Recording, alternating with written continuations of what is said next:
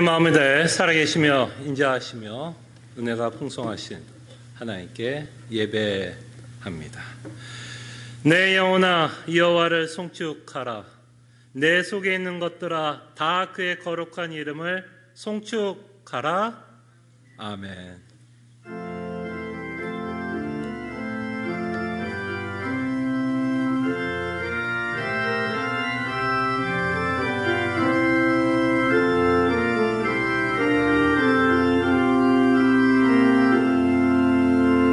우리에게 믿음을 주시사 살아계신 예수 그리스도를 믿게 하시며 구원의 길로 걷게 하시는 하나님의 은혜를 기억하며 이 자리에 나오게 하심에 감사드립니다. 이제는 우리의 믿음의 눈을 들어 하나님의 영광을 바라보며 하나님께 예배할 때에 세상이 줄 수 없는 참된 위로와 기쁨과 만족이 넘치는 예배의 시간이 되게 하여 주시옵소서. 감사하고 살아계신 예수 그리스도의 이름으로 기도합나이다. 아멘. 함께 찬송가 19장 찬송합니다.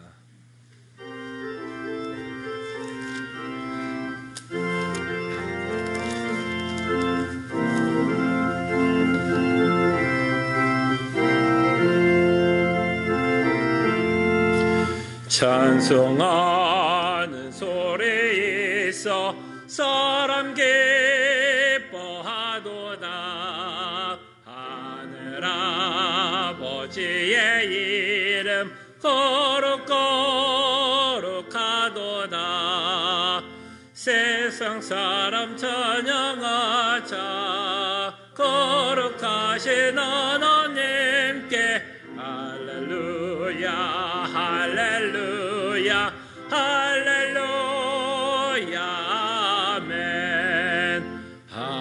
하나님의 나라 권세 영원토록 있도다. 하나님의 영광 나라 거룩하도다. 하늘 보좌 계신 주님 세상 주관하시도다. 할렐루야 할렐루야 할렐루야. 아멘. 하나님의 크신 섭리 그 뜻대로 되도다. 우리 아버지의 뜻은 거룩하도다. 주여 속히 임하셔서 기쁜 나를 주옵소서. 할렐루야 할렐루야 할렐루야. 아멘 아멘. 할 말씀 제가 한 구절 봉독해 드립니다. 내가 이르노니 너희는 성령을 따라 행하라. 그리하면 육체의 욕심을 이루지 아니하리라. 육체의 소욕은 성령을 거스르고 성령은 육체를 거스리나니 이 둘이 서로 대적하므로 너희가 원하는 것을 하지 못하게 하려 함이니라. 아멘. 말씀을 기억하며 한 주의 삶을 돌이키며 회개하며 주의 은혜를 구하는 시간 같습니다. 주님, 다시 한번 우리를 거듭나게 하시사 성령을 따라 살아갈 수 있는 자로 불러주신 것 감사합니다. 이제 우리 안에 있는 죄성을 특별히 바라보게 하여 주시고 우리 안에 있는 육체의 소욕, 육체의 욕심들을 바라보게 하여 주시사 이 모든 것들을 예수 그리스도의 십자가에 못 박아 살아가는 하나님의 백성 되게 하여 주시옵소서. 육체의 소욕이 갖고 있는 무서움을 깨닫게 하여 주실 때에 하나님께 헌신하며 살아가는 주의 백성 되게 하여 주시옵소서. 모든 것 주님께서 우리와 함께 하심에 감사드리고 정말 이 모든 일이 주님의 은혜로 살아갈 수 있다는 것을 깨닫게 해주신 것 감사합니다. 주님 감사합니다. 우리를 거듭나게 하여 주시사 이제는 성령을 따라 살아갈 수 있는 자로 불러주신 것 감사드립니다. 그러기에 우리 안에 있는 육체의 소욕, 육체의 욕심, 정욕을 바라보게 하여 주시고 우리 안에 있는 죄성을 인정하게 하여 주시사 이제는 영적 전쟁을 선포하게 하여 주시사 우리가 갖고 있는 욕심, 탐욕, 탐심 이 모든 것들을 예수 그리스도의 십자가에 못 박고 살아가는 하나님의 백성들 되게 하여 주시옵소서. 감사하고 살아계신 예수 그리스도의 이름으로 기도합나이다. 아멘. 함께 일어나시사 찬송가 407장 찬송합니다.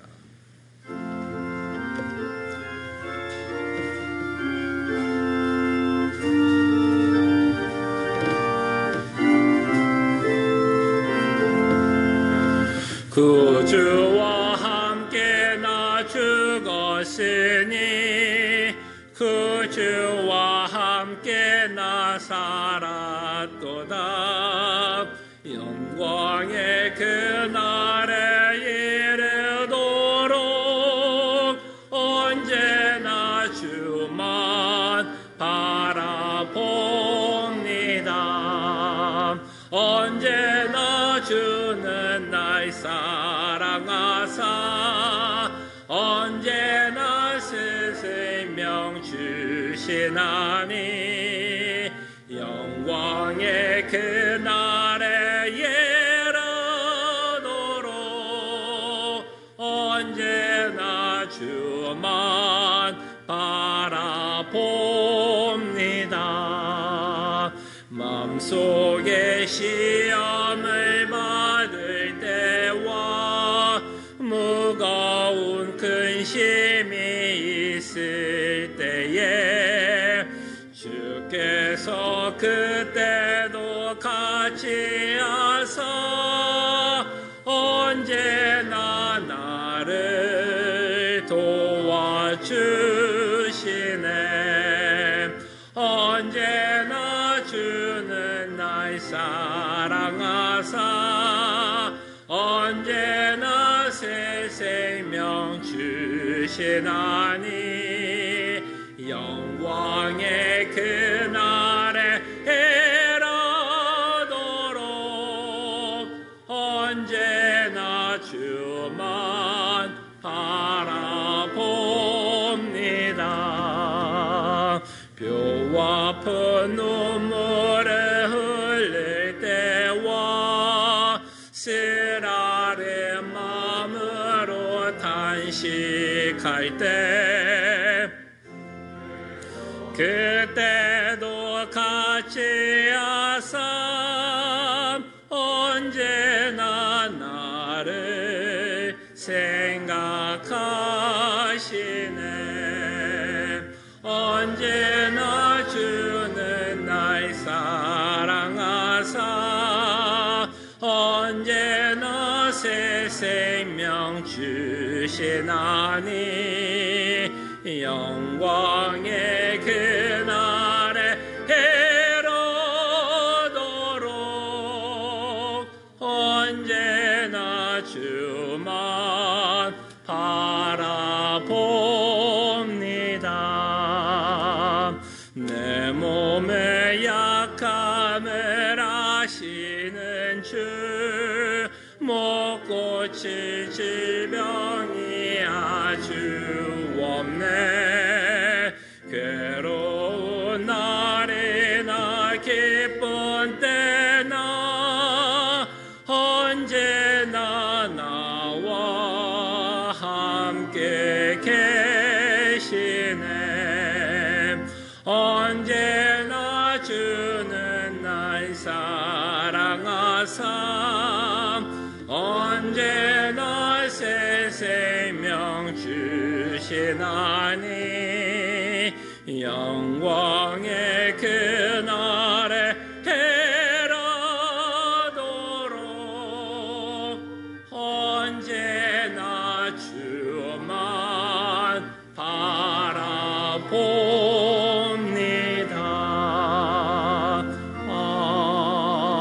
아멘. 함께 요한복음 3장 교독합니다.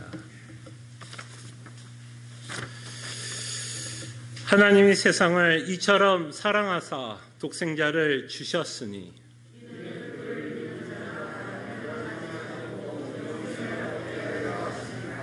하나님이 그 아들을 세상에 보내신 것은 세상을 심판하려 하심이 아니요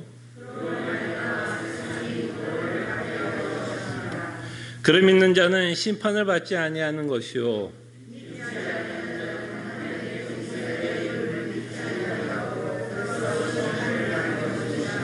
그 정죄는 이것이니 곧 빛이 세상에 왔으되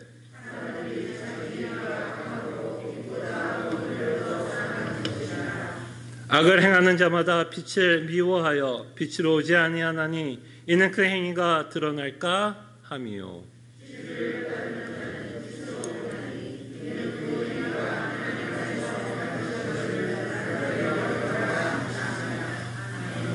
아멘.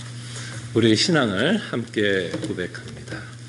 전능하사 천지를 만드신 하나님 아버지를 내가 믿사오며 그 외아들 우리 주 예수 그리스도를 믿사오니 이는 성령으로 잉태하사 동정조 마리아에게 나시고 본디오 빌라도에게 고난을 받으사 십자가에 못 박혀 죽으시고 장사한 지 사흘 만에 죽은 자 가운데서 다시 살아나시며 하늘에 오르사 전능하신 하나님 우편에 앉아 계시다가 저에서 산 자와 죽은 자를 심판하러 오시리라.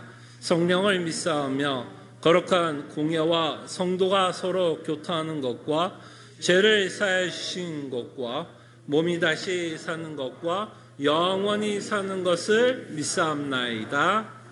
아멘. 자리에 앉으시겠습니다. 함께 찬송가 200장 찬송합니다.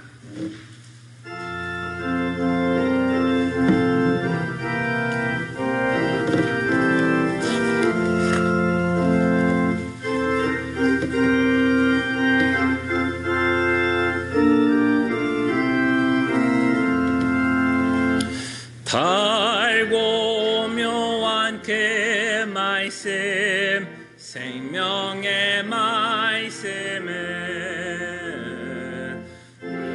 한 그 말씀 진실로 생명의 말씀이 나의 길과 믿음 밝히 보여주니 아름답고 귀한 말씀 생명샘이로다.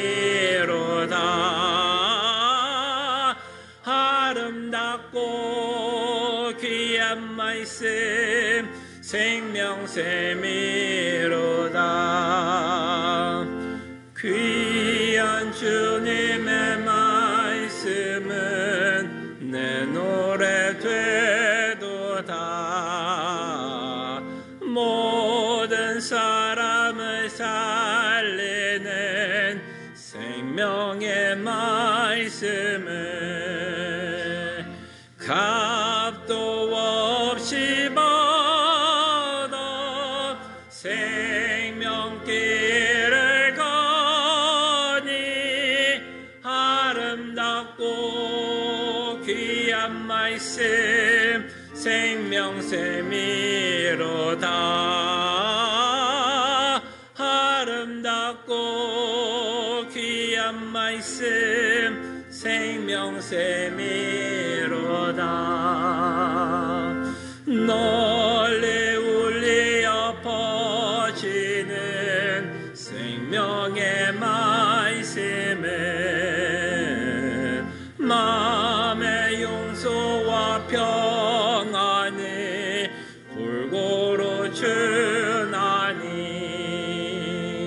다만 예수 말씀 듣고 복을 받는 아름답고 귀한 말씀 생명샘이로다.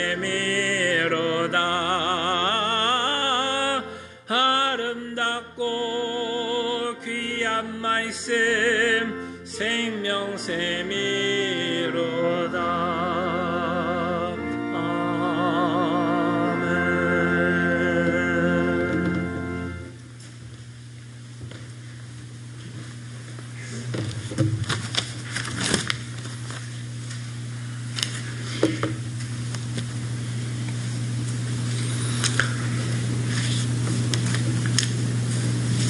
주의 구원의 즐거움을 내게 회복시켜 주시고 자원하는 심령을 주사 나를 붙드소서. 하나님이여, 나의 구원의 하나님이여, 피 흘린 죄에서 나를 건지소서. 내 혀가 주의 공의를 높이 노래하리이다. 주께서는 제사를 기뻐하지 아니하시나니 그렇지 아니하면 내가 드렸을 것이라. 주는 번제를 기뻐하지 아니하시나이다. 하나님께서 구하시는 제사는 상한 심령이라. 하나님이여, 상하고 통회하는 마음을 주께서 멸시하지 아니하시리이다. 그때 주께서 의로운 제사와 번제와 온전한 번제를 기뻐하시리니 그때에 그들이 수소를 주의 제단에 드리리이다. 전능하사 천지를 만드신 하나님 아버지, 모든 영광 받으시옵소서. 예수 그리스도의 십자가 보혈과 성령 하나님의 역사하심으로 바른 복음을 믿게 하여 주시고 저희를 영벌에서 영생의 길로 옮겨주신 것 감사드립니다. 우리가 바른 복음을 믿지만 우리의 연약함은 자기 만족의 신앙생활이 마치 바른 믿음인 양 그것을 동경하며 또 그래야만 될 것 같은 시험에 들을 때가 너무 많습니다. 원하옵건대 저희들을 바로 인도하여 주시사 나의 판단이나 다른 사람들, 곧 피조물인 인간의 기준에 따르지 않고 오로지 하나님이 원하시고 아름답다고 인정하는 참 믿음을 가지며 지켜나갈 수 있도록 은혜를 베풀어 주시옵소서.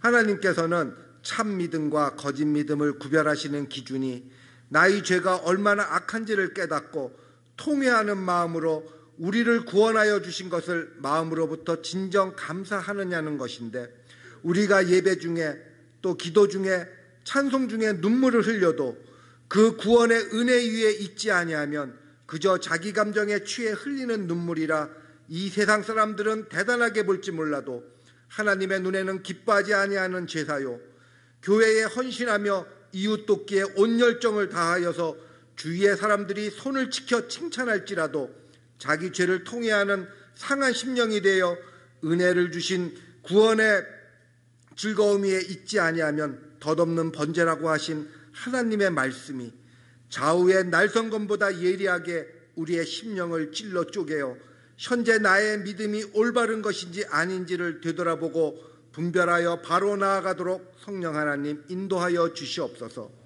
이제 7월부터는 저희들이 다 함께 모여 11시에 예배를 드리려고 합니다. 또 언제일지는 모르지만 곧 다시 친교도 하며 오후 성경 공부도 시작할 것입니다. 그동안 피치 못할 사정이었지만 마귀가 이때를 틈타 우리의 마음을 흔들 때에 하나님 아버지 저희들을 굳건히 지켜주시사 구원의 은혜 때문에 더욱더 하나님 알기를 소원하며 말씀을 배우고 교회를 섬기는 저희 시애틀 람포제일교회 성도님들에게 인도하여 주시옵소서.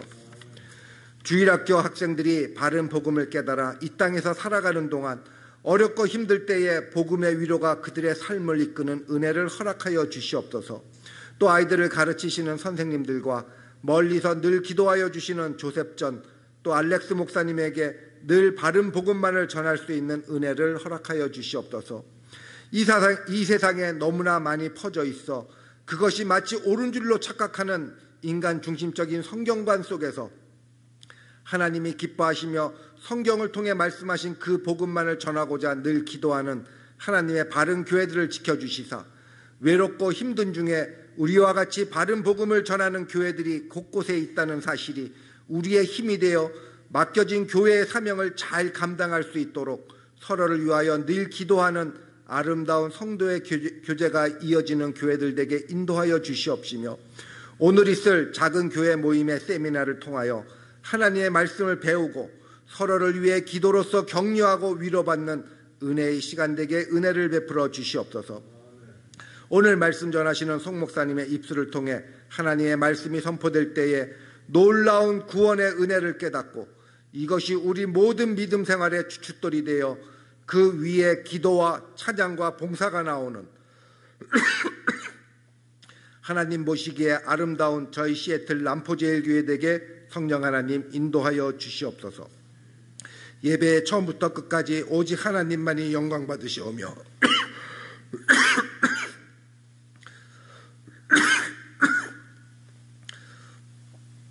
우리 예수주 예수 그리스도 이름으로 기도드리옵나이다.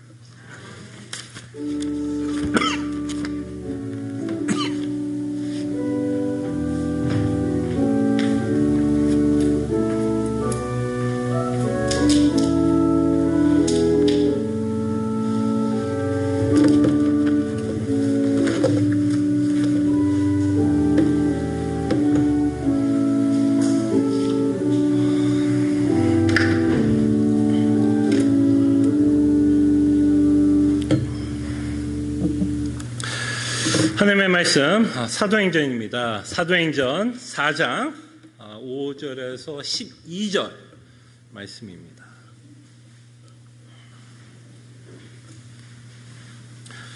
사도행전 4장 5절에서 12절 하나님의 말씀이 이러합니다. 이튿날 관리들과 장로들과 서기관들이 예루살렘에 모였는데 대제사장 안나스와 가야바와 요한과 알렉산더와 및 대제사장의 문중이 다 참여하여 사도들을 가운데 세우고 묻되 너희가 무슨 권세와 누구의 이름으로 이 일을 행하였느냐? 이에 베드로가 성령이 충만하여 이르되 백성의 관리들과 장로들아 만일 병자에게 행한 착한 일에 대하여 이 사람이 어떻게 구원을 받았느냐 하고 오늘 우리에게 질문한다면 너희와 모든 이스라엘 백성들은 알라 너희가 십자가에 못 박고 하나님이 죽은 자 가운데서 살리신 나사렛 예수 그리스도의 이름으로 이 사람이 강건하게 되어 너희 앞에 섰느니라. 이 예수는 너희 건축자들의 버린 돌로서 집 모퉁이의 머릿돌이 되었느니라. 다른 이로서는 구원을 받을 수 없나니 천하 사람 중에 구원을 받을 만한 다른 이름을 우리에게 주신 일이 없음이라 하였더라. 아멘. 저희들은 사도행전 4장을 통해서 좀 새로운 국면을 맞이하고 있는 사도들의 모습을 저희들이 보게 됩니다. 드디어 사도들에게도 예수 그리스도와 마찬가지로 핍박을 받고 있고 박해를 받고 있는 모습을 보게 됩니다. 이거는 전초전입니다. 시작일 뿐입니다. 앞으로 끊임없이 교회는 세상으로부터 핍박을 받고 있는 모습을 저희들이 보게 될 것입니다.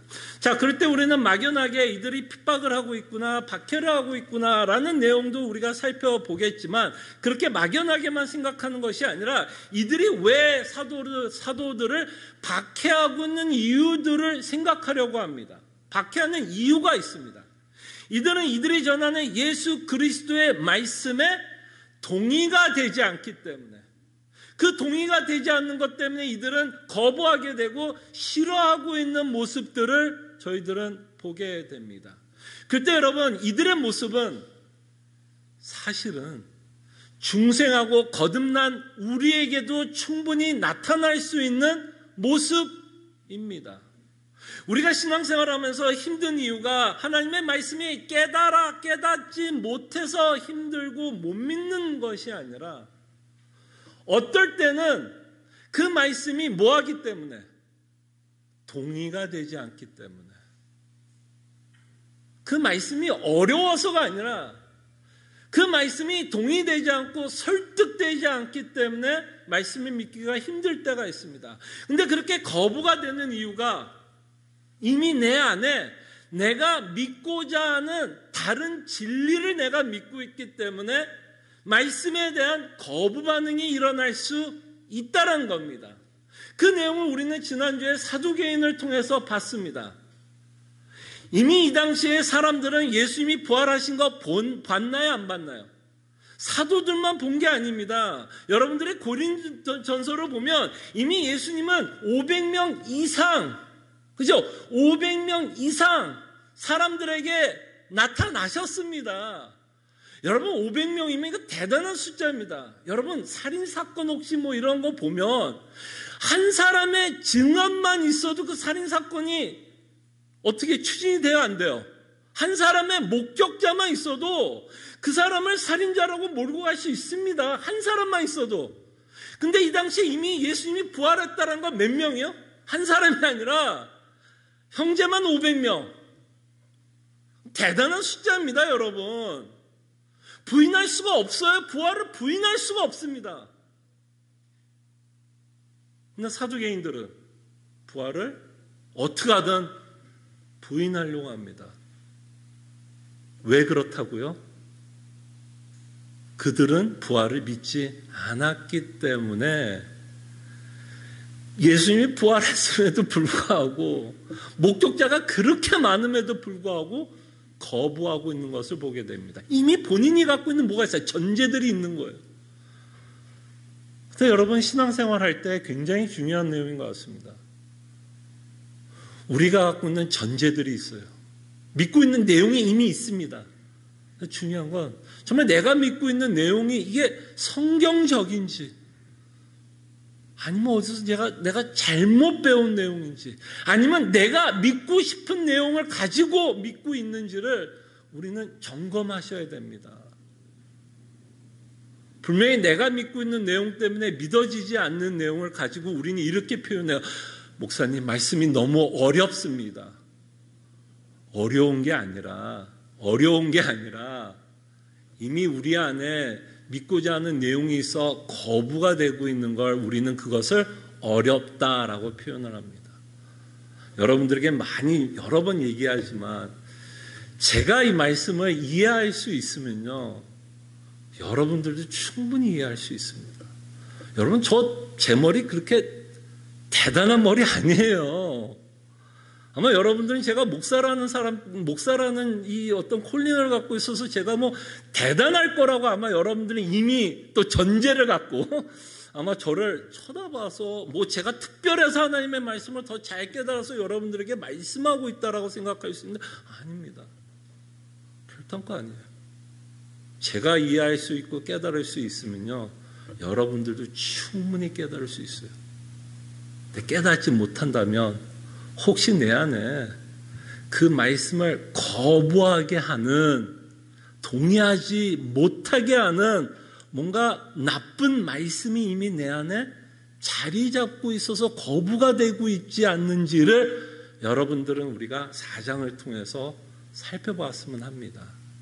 이거는 사두개인의 이야기가 아니라 바리새인의 이야기가 아니라 오늘 살펴볼 대제사장들의 이야기가 아니라 누구 이야기가 될 수 있어요? 내 이야기가 될 수 있다는 거야. 누구? 중생한 우리. 거듭난 우리에게도 이런 모습이 충분히 있을 수 있다. 그래서 오늘 여러분들과 이 내용을 생각해 보려고 합니다. 오늘은 특별히 지난주에는 사두개인이라는 어떤 지파에 대해서 저희들이 생각했다면 오늘은 대제사장들에 대해서 생각해 보려고 합니다. 이 대제사장들은 누군지 아시죠?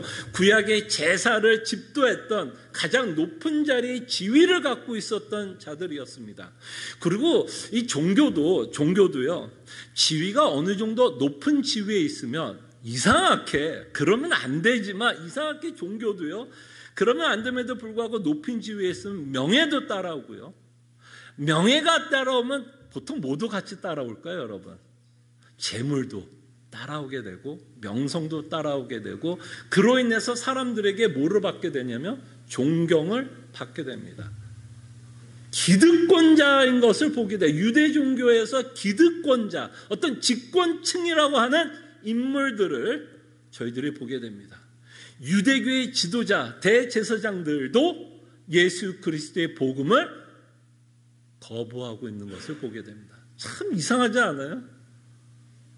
누구보다도 예수 그리스도의 복음을 믿어야 할 것 같은 자들이 예수 그리스도의 복음을 거부하고 싫어하고 있는 것을 보게 되는데, 그럼 오늘 본문을 통해서 우리는 뭘 보려고 하는 거야? 왜 이들이 거부하고 있는지, 그 속마음에 뭐가 자리 잡고 있어서 그리스도의 복음을 거부하려고 하는지를 저희들이 생각해 보려고 합니다. 자, 7절부터 한번 살펴보죠. 자, 사도들을 세우고 가운데에 세우고 묻되, 지금 뭐 하는 거죠? 질의응답 시간이 아닙니다. question and answer 타임이 아니라 이들은 지금 뭐 하는 거예요? 신문하는 겁니다.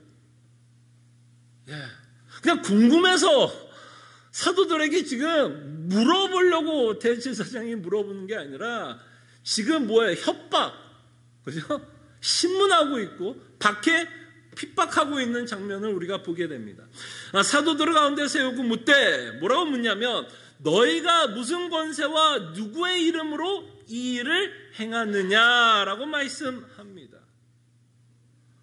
근데 여러분, 우리가 알아야 될 건, 제 생각에는 대제사장들이 이미 이들이 누구의 권세로 이 일을 하고 있는지를 알고 있을 거라고 생각을 합니다. 이미 베드로는 이 얘기를 숫자를 얘기했어야 안 했어요. 3장을 통해서 이 안진뱅이를 일으킨 그 권세가 누구를 통해서 가능했냐면 예수 그리스도를 통해서 가능했다라고 이미 말씀했어야 안 했어요. 이미 말씀했습니다. 자, 그럴 때에 다시 한번 대제사장이 너희가 누구의 권세와 누구의 이름으로 행했느냐라고 이야기한다면 결국은 이들의 의도는 뭘까요? 이 사도들이 행한 그 권세, 예수 그리스도의 권세로 이 안진뱅이를 일으킨 거를 인정하고 싶은 마음에서, 다시 한번 확인하고 싶은 마음에서 이 질문을 했을까요? 아니면 거부하기 위해서? 그럼요, 거부하기 위해서. 예수 그리스도의 권세를 거부하기 위해서 이들이 신문하고 있는 것을 보게 됩니다. 그래서 너희가 누구의 권세를 하고 있느냐? 그럴 때 사도들은 내 권세를 하지 않고 부활하신 예수 그리스도로 말미암아 이 일을 하고 있었다라고 말씀하고 있어서 이들은 뭘 하고 싶으냐면 사도들을 무시하고 싶은 게 아닙니다. 지금 대제사장들이 관심을 갖는 건 사도가 아니에요, 사실은. 사도 뒤에 있는 누굴까요? 예수 그리스도입니다. 왜냐하면 이들의 권세가 부활하신 예수 그리스도로 말미암아 그 힘과 능력이 나타난 걸 알기 때문에 이들이 사도에게 시비를 거는 게 아니라 이들이 정말 시비를 걸고자 하는 자는 부활하신 예수 그리스도라는 것을 보게 됩니다. 그럴 때 이들은 뭐 하고 싶은 거야? 예수님의 권세를 무시하고 싶은 거야. 인정하고 싶지 않습니다. 누구의 권세를 했느냐? 예수 그리스도의 권세를 했는데 그것을 대제사장은 인정하고 싶지 않았어요. 자, 그럼 이제 질문이 이거죠. 왜 대제사장들은 예수님이 하신 이 일이 왜 그렇게 불편했을까요, 여러분? 무엇이 그토록 이들을 그렇게 불편하게 해서 이 사도들을 앞에 세워놓고 신문을 하면서 그리스도의 권세가 없는 것처럼 말하려고 했을까요? 자, 여러분, 결론부터 말씀할게요. 자, 예수님의 권세를 인정하는 순간, 이 대제사장들이 예수님의 권세를 인정하는 순간 어떤 일이 벌어지는지 아세요? 예수님의 권세를 인정하는 순간 유대교에서 가장 중요했던 제도 하나가 뭐죠? 제사 제도입니다. 그 일을 맡고 있는 자들이 대제사장인데요. 예수 그리스도의 부활의 권세를 인정하는 순간 어떤 제도가 없어지게 될까요, 여러분? 어떤 제도가 필요 없게 될까요? 그렇죠. 제사 제도가 필요 없게 됩니다. 왜? 그리스도의 부활하심으로 말미암아 제사 제도를 통해서 원래 하려고 했던 일이 뭐죠? 죄 사함. 그 제사 제도를 통해서 하나님이 구약의 제사 제도를 준 건 백성이 갖고 있던 죄를 사하기 위해서 주신 제도였는데 그리스도께서 이 땅에 오셔서 본인이 대제사장인 것을 가르치고 있으며 자신이 어린 양이라고 선포하고 있어 자신이 십자가에 죽으시고 부활하신 이 사건을 통해서 결국에는 우리에게 말씀하시고자 하는 내용이 뭐예요? 구약에서 우리에게 보여주었던 제사 제도를 완성시켰고 성취하였으며 그리스도로 말미암아 이제 뭐를 갖게 돼요? 제사함이 있다라는 것을 선포하게 됩니다. 이렇게 되면 누구 자리가 없어져요? 누구 자리가 없어져요? 대제사장 자기들의 자리가 없어지게 됩니다. 그러니 이들이 왜 예수님이 싫어했는지를 알겠죠. 아까 제가 서두에 말씀드렸잖아요, 여러분. 종교 지도자가 되어도요. 뭐 지금도 마찬가지 아닙니까? 뭐 한국 교계든 뭐 어디든 지도자가 되면요. 부와 명예, 권세, 존경 다 같이 따라오게 됩니다. 사람들이 자신의 말을 들어요. 그 정도 지위를 갖고 있으면 사람들이 우러러보고요.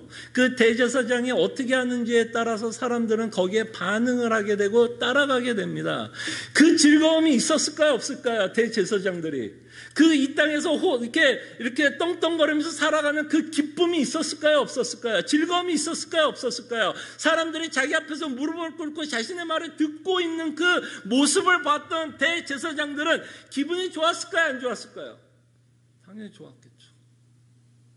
그러나 예수님이 오심으로써 이 제사제도가 그러니까 더 이상 필요가 없게 되면 이들의 자리가 없어지는 것이 그들이 싫었던 것입니다. 그러니까 이들은 뭐가 더 좋았던 거예요? 예수 그리스도의 복음보다, 그죠? 그리스도의 복음보다 자신의 자리, 자신이 갖고 있던 기득권, 특권층, 자신이 자리로 말미암아 누릴 수 있는 세상의 기쁨이 더 뭐했다라고 표현할 수 있어요. 더 즐겁고 그 안에서 더 큰 위로를 받고 있었기 때문에 예수 그리스도의 부활의 권세를 인정할 수 없게 됩니다. 그리스도의 권세를 인정하는 순간 자신이 갖고 있었던 모든 것들을 버려야 되고 내려놔야 한다는 것을 아마도 이 대제사장들은 알지 않았을까 생각을 해봅니다. 결국 이 대제사장들은요, 이 사악함을 보게 됩니다. 어떤 사악함을 보게 돼요? 하나님을 이용해서 자신의 자리를 유지하고 있는 모습 보고 있지 않습니까? 이들이 정말 하나님의 일꾼이었다면, 정말 하나님을 믿고 있는 자들이라면 이들이 정말 뭘 했어야 될까요? 구약을 통해서 준비하신 이 메시아를 믿었어야 될까요? 거부했어야 될까요? 당연히 믿었어야 합니다. 그러나 그가 갖고 있었던 뭐야? 탐심, 욕심, 정욕은, 그죠? 예수 그리스도의 복음을 거부하게 되는 것을 보게 됩니다. 그랬을 때 이 대제사장들의 이 악함을 보면서 우리의 모습도 좀 잠깐 살펴봤으면 합니다. 여러분과 제가 복음을 믿는 데 있어서 많은 방해를 받는 것들이 있습니다. 우리가 예수 그리스도의 중생을 했어도, 그죠? 거듭났어도 여전히 우리 안에 뭐가 있냐면 죄성이 남아 있습니다. 그래서 오늘 여러분들과 회개 기도를 통해서 말씀했던 본문을 좀 기억을 하면은 갈라디아서에서 이렇게 말합니다. 내가 이르노니 너희는 성령을 따라 행하라. 그리하면 육체의 욕심을 이루지 아니하리라. 자, 이 갈라디아서에서 가장 중요한 내용은 뭐냐면 거듭난 자들은 성령을 따르는데 성령을 따르는 자에게도 여전히 뭐가 있다라고 성경은 말하는 것 같아요. 너희는 육체의 욕심을 이루지 않는다라고 말씀합니다. 이 말은 뭐예요? 여전히 우리 안에 육체의 욕심을 이루고자 하는 마음이 남아 있다라는 얘기입니다. 네, 여러분, 우리가 예수님을 만족하지 못하는 이유, 우리가 불만족과 불평을 하는 이유는 내가 원하는 대로 되지 않는 것 때문에 불평과 불만이 있을 수 있습니다. 근데 우리가 그리스도의 복음으로 만족하지 못하는 이유가 내 안에 있는 뭐 때문에? 내 욕심 때문에. 욕심과 정욕이 있게 되면 내 욕심에 맞는 것을 기대하면서 살아갑니다. 무슨 말인지 알겠죠? 내가 갖고 있는 욕심 때문에 기대를 해요. 내 욕심이 이루어지기를 기대하게 됩니다, 우리는. 그때 그 기대가 이루어지지 않을 때 우리 안에 뭐가 생길까요? 기대한 것이 이루어지지 않을 때 내 욕심이 만족해야 하네요. 만족하지 못하게 됩니다. 그렇기 때문에 우리는 뭐 하기 시작할까요? 불평을 하고 불만족스럽게 살아갑니다. 그럴 때 여러분, 좀 우리 자신을 좀 돌아봤으면 합니다. 여러분과 제가 불평을 하고 있다면 이게 그냥 상황 때문에 불평하고 있지 않을 수 있다는 얘기예요. 그냥 내가 원하는 대로 안 돼서 내가 지금 짜증이 난 게 아니라 한 거풀만 더 들어가 보면 결국에는 그 안에 뭐가 도사리고 있었냐면 내 욕심이 도사리고 있어서 불평과 불만이 있었다는 걸 보셨으면 해요. 그러니까 상황이 문제가 아니라는 얘기입니다. 저 사람이 문제가 아니라 결국에는 내 안에 있는 뭐 때문에, 내 욕심이 만족되지 않는 것 때문에 불평이 생기는 거예요.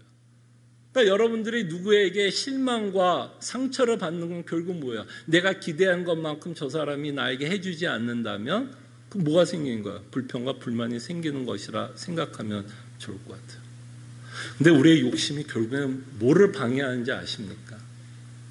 욕심이 갖고 있는 가장 무서운 점은 복음을 거부하게 합니다. 나는 왜 복음이 안 믿어질까? 내가 이해를 못해서? 아니요. 제가 처음에 말씀드렸죠. 이해를 못해서가 아니에요, 사실은.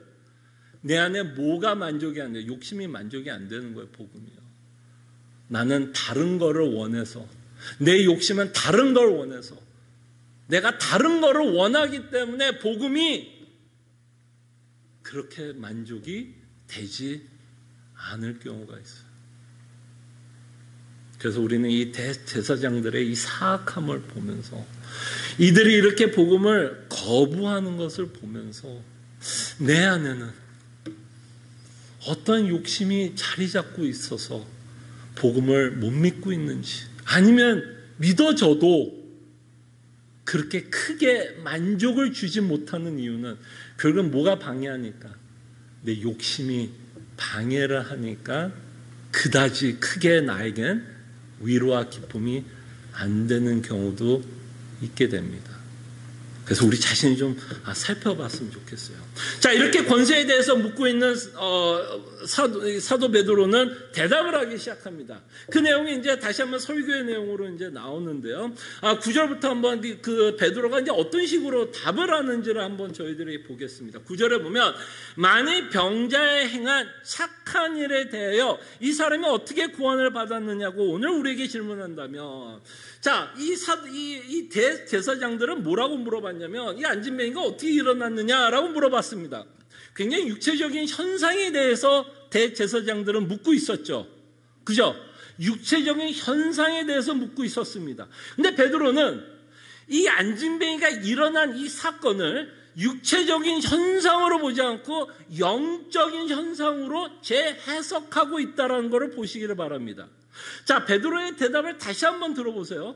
9절 다시 한번 제가 읽겠습니다. 만일 병자에게 행한 착한 일에 대하여 이 사람이 어떻게 안진뱅이에서 거론하게 되었느냐라고 말하지 않고 뭐라고 대답하죠? 어떻게 구원을 받았느냐라고 다시 한번 베드로는 그들이 질문했던 내용을 좀 다르게 질문을 바꿔서 말씀하고 있는 부분을 보셔야 됩니다.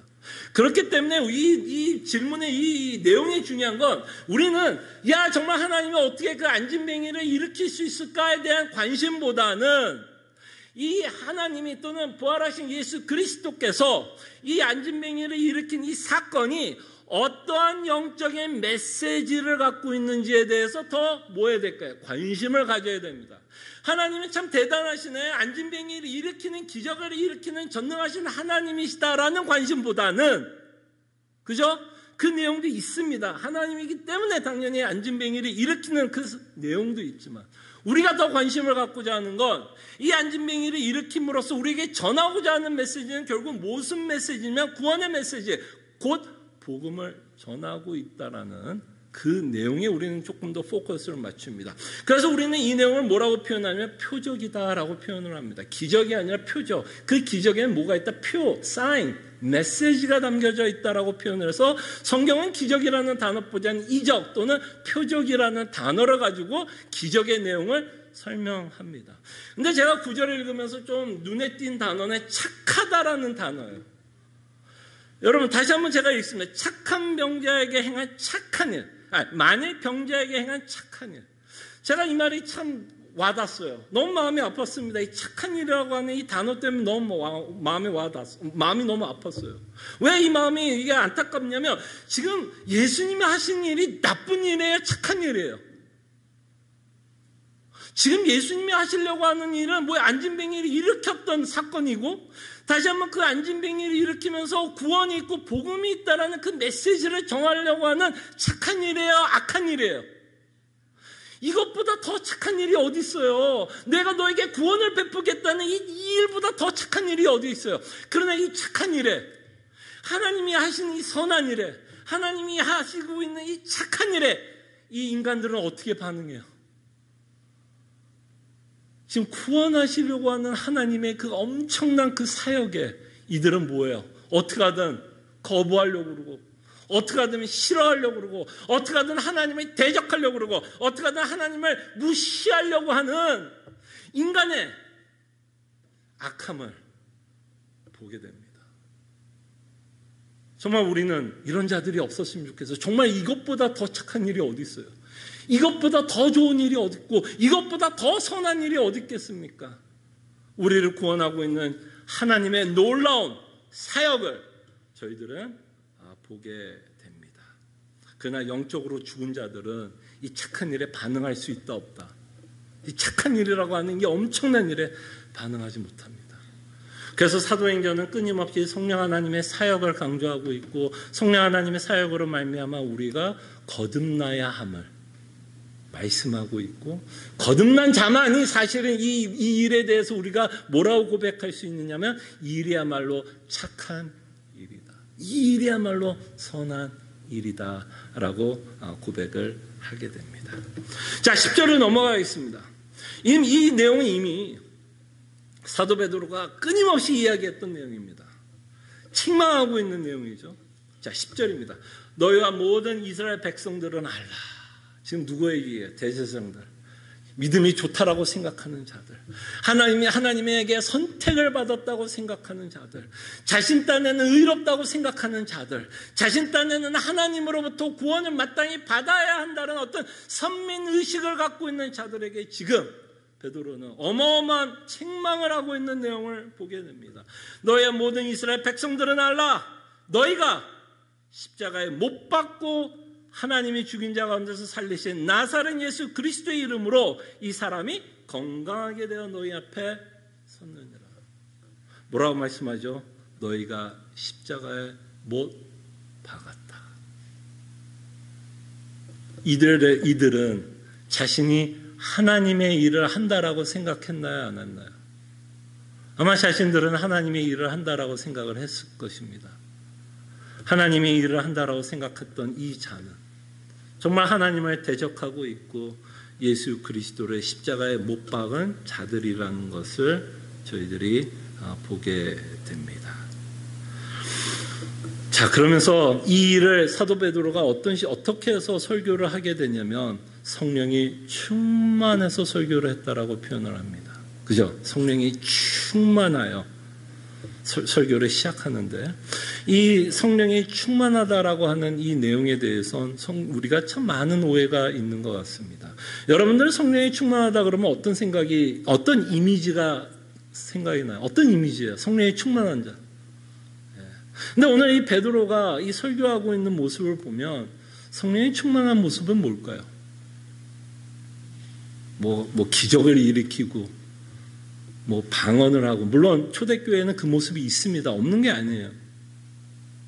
뭔가 우리가 생각하는 어떤 기적을 행하고 어떤 신비한 능력을 행하는 게 성령의 충만이 아니라, 이 베드로의 성령이 충만하여 설교하고 있는 내용을 보면 성령이 충만하다는 게 뭘까요? 결국 성령이 충만하다라는 것, 결국 예수 그리스도의 복음을 믿는 자, 그 자가 누구예요? 성령이 충만한 자입니다. 왜? 성령님의 사역의 제일 중요한 사역이 뭐죠?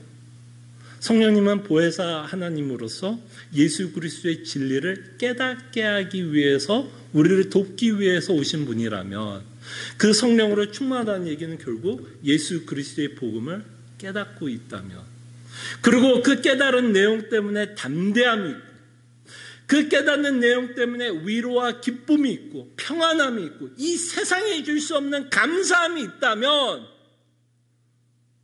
그 자는 어떤 자예요? 성령이 충만한 자.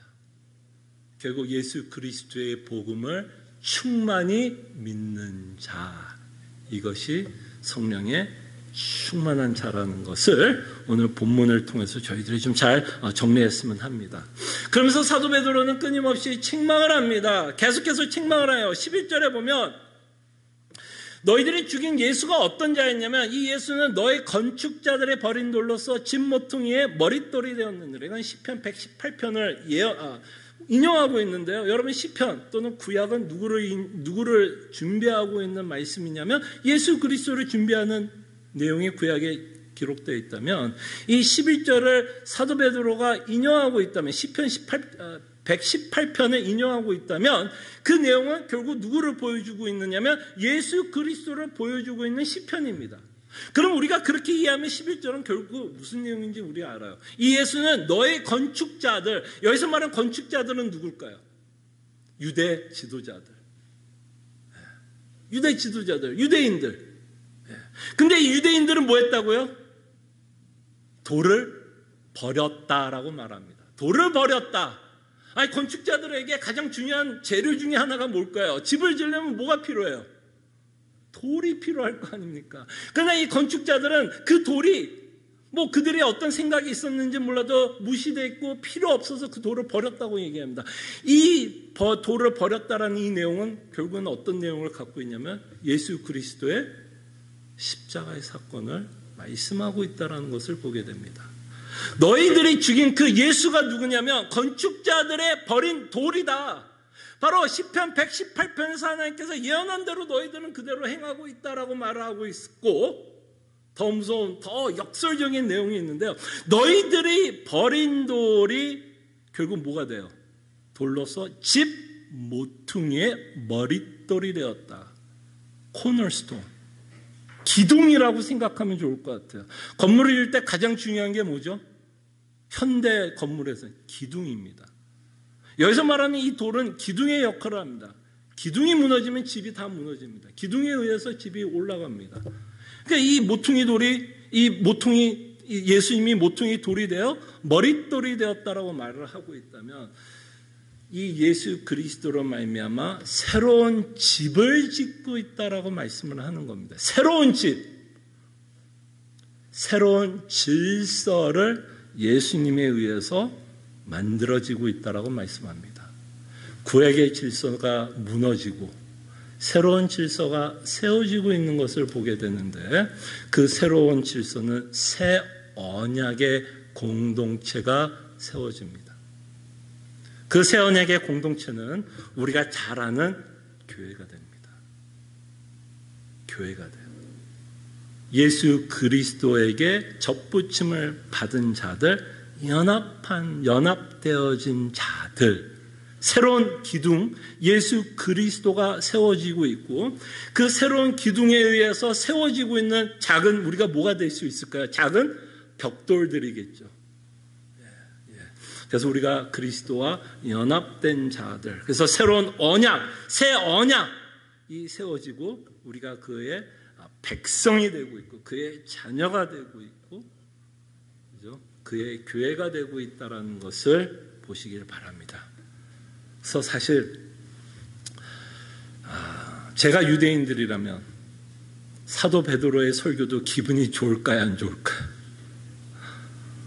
기분 무진장 나쁘죠. 지금 유대교를 이제 그 질서가 무너졌다라고 말씀하고 있으니 당연히 이 사도들의 운명은 어떻게 될까요? 앞으로 좋을 리가 없겠죠. 그러니까 이 복음이 거부되는 건 그들이 갖고 있었던 그 뭐예요? 그 기득권을 내려놓고 싶지 않은 거였어요, 그냥. 이들은 자신의 기득권들을 끊임없이 지키고자 했기 때문에 복음을 무시하고 싫어했다라는 것을 저희들이 보게 됩니다. 그러면서 이제 마지막에 사도 베드로가 이제 지금까지는 잽이라고 생각하면 돼요. 잽. 너희가 예수님을 죽였어. 그것도 잽이에요. 우리가 생각하는 그냥 카운터 펀치라고 생각할 수 있는데 잽입니다. 진짜 펀치가 나온 건 12절이에요. 우리가 너무나 잘 아는 구절로 이제 사도 베드로가 이 설교를 듣고 있는 모든 유대 종교인들, 지도자들을 책망하고 있는 우리가 너무나 잘 아는 구절 12절이 나옵니다. 다른 이로서는 구원을 받을 수 없나니 천하 사람 중에 구원을 받을 만한 다른 이름을 우리에게 주신 일이 없음이라 하였더라. 이 12절의 내용을 우리가 좀 더 살펴보면 여러분 곰곰이 한번 좀 생각해 보시죠. 자, 사도 베드로가 왜 갑자기 유대 지도자들에게 이 말을 하고 있는지를 좀 생각해 보세요. 다른 이로서는 구원을 받을 수 없다. 이 말을 왜 했을까요, 여러분? 이 사도 베드로가 왜 유대 종교인들, 지도자들에게 다른 이로는 구원받을 수 없다라는 이 말을 굳이 왜 했을까요, 여러분? 이 말을 해야 됐던 이유가 있었다는 거죠. 왜 이 말을 하냐면 이들은 다른 이로 말미암아 뭐가 있다라고 믿은 거예요? 구원이 있다라고 믿은 거죠. 예. 이제 카운터 펀치예요. 이들은 대제사장들은 다른 이로 말미암아 구원이 있다라고 믿은 거예요. 아까 제가 말씀드렸던 자신이 어떤 태어난 뭐라 그래야 되죠? 태어난 육정이라고 표현하나요? 어떤 태어난 백그라운드. 근데 요새는 진짜 한국말도 줄고요. 영어도 안 되고 더 줄어요. 하여간 이제 제가 무슨 말인지 알겠죠? 그들이 갖고 있는 백그라운드가 자신은 뭐 한다고 생각하는 걸까요? 구원할 거라고 생각하는 거예요, 여러분. 그들이 갖고 있었던 백그라운드. 그들이 지도자였고, 그죠? 그들은 지도자였고, 제사장의 일을 했습니다, 여러분. 하나님이 주신 제사제도 안에서 대제사장으로서 그 제사장의 일을 했습니다. 자신이 한 일이 자신을 뭐 할 거라고 생각해요? 구원할 거라고 생각했습니다. 자신이 한 일이 하나님 앞에서 어마어마한 호의로 돌아갈 거라고 생각했고, 자신이 한 이 일이 하나님이 보시기에 굉장히 칭찬할 거라고 생각을 했고,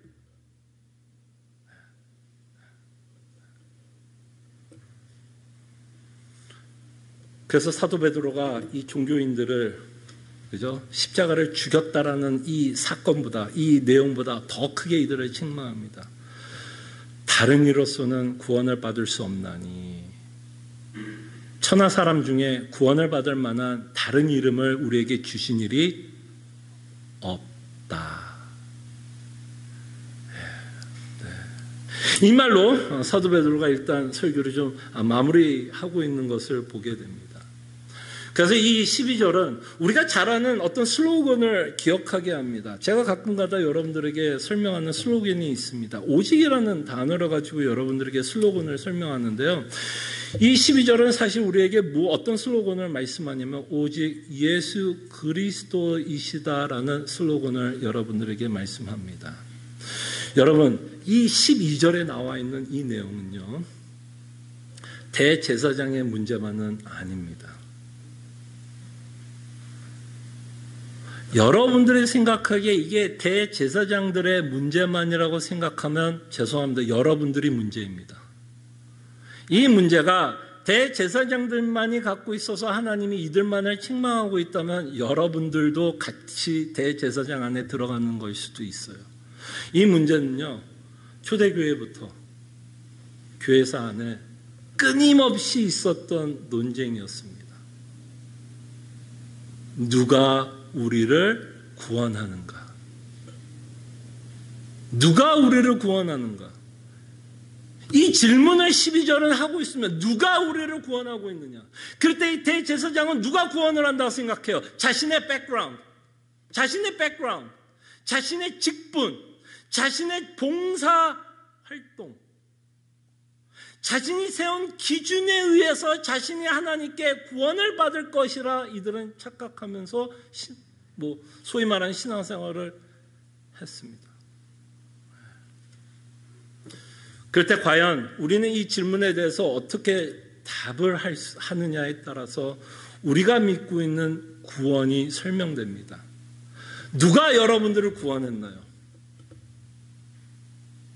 제가 보기에는 이 질문에는 두 가지밖에 답이 없다라고 봅니다.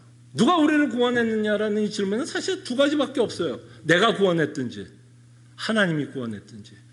인비트윈은 없습니다. 인비트윈은요, 내가 구원했다라고 하는 생각이에요. 그러니까 누가 구원했느냐? 그럼 다시 한번 이렇게 질문을 하겠습니다. 내가 지금 예수님을 믿고 있죠. 여러분 다 지금 예수님을 믿고 있죠. 그럴 때 여러분들은 내가 믿는다라는 말을 할 겁니다. 그죠? 내가 예수님 믿는다라고 얘기한다면 이 질문에 대해서는 여러분 뭐라고 대답하시겠습니까? 내가 어떻게 믿게 되었느냐라는 질문을 한다면 여러분은 어떻게 대답하시겠습니까? 여러분들이 믿고 있다면 어떻게든 믿게 되는 뭐가 있었을 거 아니에요. 그럴 때 여러분들은 어떻게 믿게 되었습니까? 그럴 때 내가 스스로 믿었다라고 생각하십니까? 내 스스로가 믿었다라고 생각하십니까? 아니면 정말 예수 그리스도의 전적인 은혜로 말미암아 내가 믿게 되었다라고 고백하십니까? 이건 천지차이입니다. 천지차이입니다. 분명히 우리는 이렇게 고백합니다. 내가 예수님을 믿는다라고 고백합니다. 이게 틀린 고백이 아닙니다. 내가 믿고 있기 때문에 내가 예수님을 믿는다라고 고백을 합니다. 근데 중요한 건 내가 어떻게 예수님을 믿게 되었느냐가 중요합니다. 내가 어떻게 내가 전적으로 하나님의 은혜로 구원을 받았다라고 믿는다면 예수님 앞에 어떤 단어가 붙을 수 있어요? 오직이라는 단어가 붙을 수 있습니다. 오직 예수 그리스도로 말미암아 내가 구원을 받았다라는 고백을 하게 됩니다. 근데 내 스스로도 하나님을 믿게 되었다라고 고백을 한다면 예수님을 믿죠. 그럼 그 앞에 있는 단어는 절대로 사용을 못합니다. 오직 예수라고 했을 때 오직은 빼고 그냥 예수가 돼야 돼요. 근데 거기는 천지차이입니다. 오직이 붙고 오직이 안 붙는 것이 우리가 구원을 받고 안 받는 문제가 됩니다. 왜냐하면 많은 사람들은 예수님을 믿는다라고 이야기합니다. 여러분들이 마태복음 7장에 보면 그들도 다 예수님을 믿고 기적을 행했다고 그러고 선지자의 노릇도 했다고 그러고 귀신을 쫓았다고 말을 합니다. 근데 예수님이 뭐라 그러죠? 내가 도무지 너희를 알지 못한다라고 말씀하십니다. 그때 그들은 예수 그리스도를 말미암아 그 일을 다 했다라고 생각하지만 오직은 아니었어요. 그때 우리는 우리 스스로에게 묻기를 원합니다. 정말 오직 예수입니까? 아니면 예수님 플러스 내 행위, 내 공로, 내 열심, 내가 믿고 있는 무엇 때문에 제가 구원을 받았다 생각을 합니까? 그는 우리 스스로에게도 물어봐야 되지만 여러분 우리가 살고 있는 철학사조도 얼마나 무서운 시대에 살고 있는지 아십니까? 여러분 우리가 살고 있는 시대는요. 절대 진리를 굉장히 싫어하는 시대에 살고 있습니다. 여러분 미국이 혼란스러운 걸 곰곰이 한번 보십시오. 정치적인 문제가 아닙니다. 곰곰이 생각해 보면 절대적인 진리를 믿느냐 상대적인 진리를 믿느냐의 싸움입니다. 여러분 우리가 생각하는 수많은 사회적인 문제, 정치적인 이슈들이 누가 이렇게 해서 저렇게 해서의 이슈가 아니라 사실은 우리가 절대적인 진리를 믿고 있느냐 아니면 상대적인 진리를 믿고 있느냐의 싸움입니다. 그럴 때 세상은 절대적인 진리를 굉장히 거부하는 시대입니다. 그래서 세상은 어떤 단어를 싫어하는지 아세요? 오직 예수님은 싫어합니다. 오직을 빼면 사람들은 좋아합니다. 무슨 얘기인지 아시겠어요? 오직을 빼고 예수님을 통해서도 구원을 받을 수 있고 여러분들이 믿고 있는 다른 종교로도 구원을 받을 수 있다라고 이야기한다면 사람들은 예수님의 시비를 걸 이유가 없어요. 근데 왜 예수 그리스도의 복음이 이 땅에서 지금 21세기 살아가고 있는 우리에게 사람들이 왜 거부감이 있는지 아십니까? 예수님이 문제가 아니에요. 그 앞에 있는 단어가 문제예요. 오직이라는 단어 때문에. 왜? 오직 예수님이 아니면 너에게는 구원이 없다라고 하는 이 절대적인 진리 때문에 사람들은 뭐 하는 걸까요, 지금? 거부가 되는 거예요. 그 진리가 믿어지지가 않아서가 문제가 아니라 그 뭐가 싫은 거예요? 오직이 싫은 거예요. 오직이 싫은 거예요. 그 오직이라 그러면 모든 사람들은 그 예수 앞에 뭐 해야 될까요? 무릎을 꿇어야 돼요. 왜냐하면 오직이 되기 위해서는 예수 그리스도의 부활하심과 그의 승천하심, 그가 왕 되심을 우리가 인정하기 때문에 오직 예수 그리스도만이 우리의 구원자라고 고백을 한다면 많은 사람들이 왜 오직 예수를 거부하냐면 그 앞에 무릎을 꿇기 싫어요. 예수님이 아니라 다른 것에 의해서 우리가 구원을 받을 수 있다라는 이 말이 더 호감이 갑니다. 그래서 세상은 오직 예수라는 단어를 무진장 싫어하고요. 사실은 앞으로도 싫어할 겁니다. 앞으로도 싫어할 거예요. 어쩌면 세상은 앞으로 더 오직 예수라고 하면, 모르겠습니다. 여러분과 저희 세대는 조금 간신히 넘어갈 수도 있을지 모르겠어요. 아직 미국은 약간의 기독교 정신이 조금 그게 맞는지 모르지만 조금은 남아있기는 합니다. 보수 정당이 아직은 좀 있기도 하고요. 우리 세대는 좀 넘어가서 다행으로 넘어가 있지 모르지만 우리 자녀 세대, 그 다음 세대는 진짜 오직 예수라는 단어 때문에 이들과 같이, 사도들과 같이 핍박을 당하는 정말 전면전이 벌어진 일이 벌어질 수도 있습니다. 그때 여러분 놀라지 마십시오. 왜 사람들은 그럴까? 너무 당연한 겁니다. 싫은 거예요, 그냥. 내가 왕이 되고 싶고, 그죠? 내가 구원자가 되고 싶고, 내 마음대로 살아가고 싶은데, 오직 예수라 그러면 그 앞에 무릎을 꿇어야 된다는 게 싫은 거예요. 그렇기 때문에 끊임없이 사람은 끊임없이 오직 예수라고 하는 이 복음을 무시하게 됩니다. 세상 사람들은 오직 예수를 거부하고 싫어할 수 있지만 여러분과 저에게는 오직 예수가 오직 우리의 기쁨이고, 오직 우리의 소망이고, 오직 우리의 즐거움이고, 오직 우리의 만족이 됩니다. 그러기에 우리는 오직 예수라 외치고 이것을 믿고 살아갑니다. 기도하죠. 저는 여러분들도 어떻게 표현하면 좋을까요? 책망해야 되는 부분이 있다면 책망을 하겠습니다. 이 대제사장들의 모습이 아닌 우리 안에도 이런 모습이 있다는 걸 좀 발견했으면 좋겠습니다. 혹시 내가 복음을 거부하고 있는 어떤 모습이 있다면, 혹시 내 안에 있는 욕심 때문에, 탐욕 때문에 거부하고 있는 것은 아닌지, 여전히 내가 다른 것에 만족하려고 하는 내 모습 때문에 그 복음이 오직 예수가 안 되고, 오직 기쁨이 안 되고, 오직 위로가 안 되고 있는 우리의 모습은 없는지, 이 시간에 우리가 말씀을 묵상하면서 기도하면서 회개하는 시간도 가졌으면 하고요. 근데 우리가 곰곰이 생각하면 오직 예수만이 오직 소망이고 만족이고 기쁨이다라는 결론이 나올 거라 생각을 합니다. 그래서 이것을 믿고, 끊임없이 이것만을 믿고 살아갈 수 있는 성도가 될 수 있도록 저희들이 기도했으면 합니다. 기도하죠.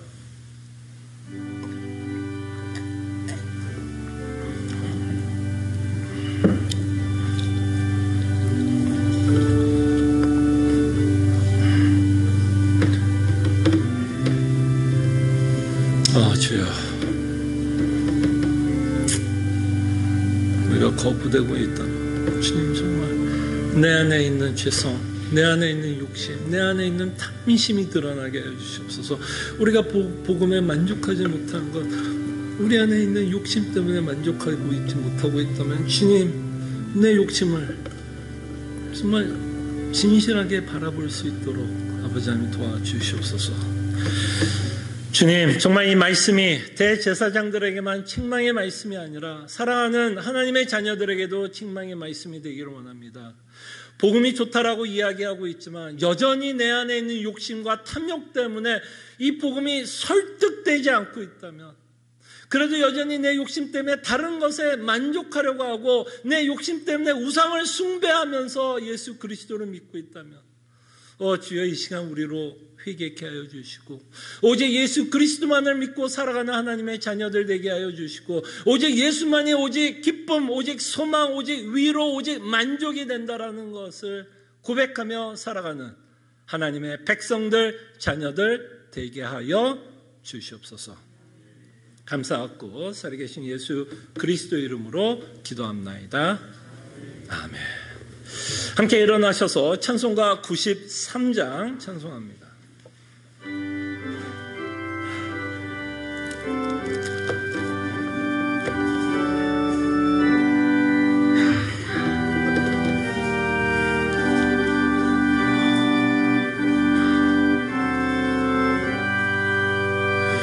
예수는 나의 힘이요 내 생명 되시니 그저 예수 떠나 살면 죄 중에 빠지리 눈물이 앞을 가리고 내 맘에 근심 쌓일 때 외로워하고 힘주시리 주 예수 예수는 나의 힘이요 내 친구 되시니 은혜를 강구하면 풍성히 받으리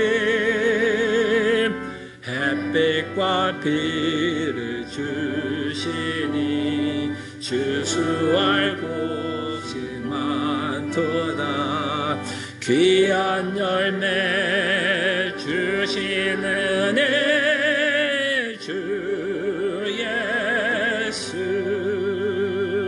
예수는 나의 힘이요 내 기쁨 되시니 명을 전행할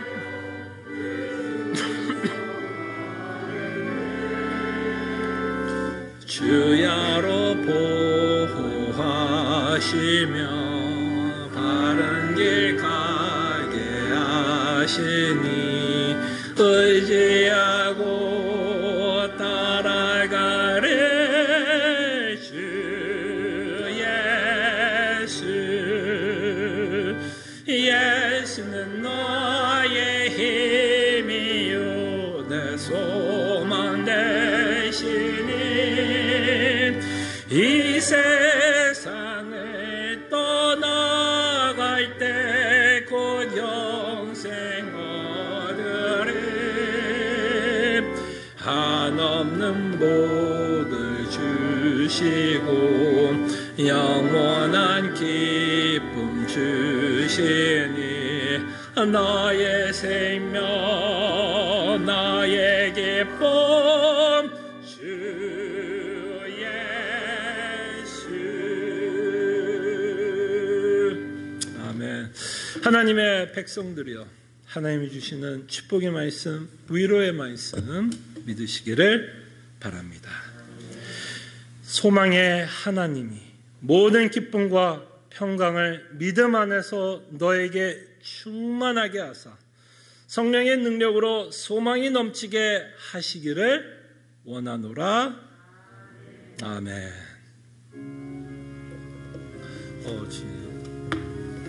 정말 예수 그리스도 안에 있는 정말 그 기쁨, 오직 예수, 오직 기쁨, 오직 소망, 오직 만족된다는 것을 깨닫고 살아가는 하나님의 백성들 되게 하여 주시옵소서.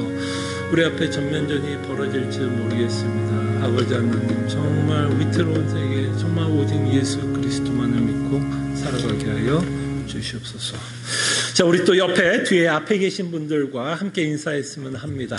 또 함께 또 이렇게 얼굴과 얼굴을 맞이하면서 또 예배하게 돼서 너무 감사하고요. 몇 가지 여러분들에게 교회 소식 알려드립니다.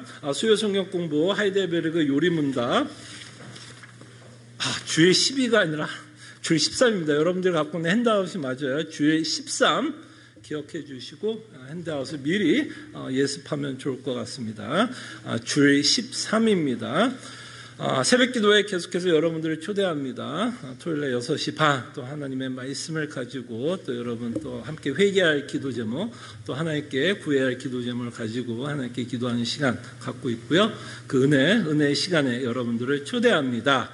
그리고 또 장로님이 또 기도하신 것처럼 오늘 또 세미나 준비되어 있습니다. 교회 성찬 공동체라는 제목으로 가지고 저희들 특별히 성찬에 관해서 두 번의 강의가 좀 준비되어 있습니다.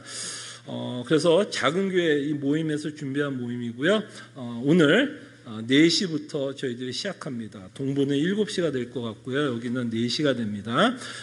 제가 단톡방에다가 일단 그 줌하고 링크를 올려놨는데 제가 조금 시간이 다가왔을 한 3시 반에 다시 한번 링크를 올려드릴게요. 편안하게 아마 여러분들 한번 눌러서 들어올 수 있게끔 링크를 보내드릴 테니까요.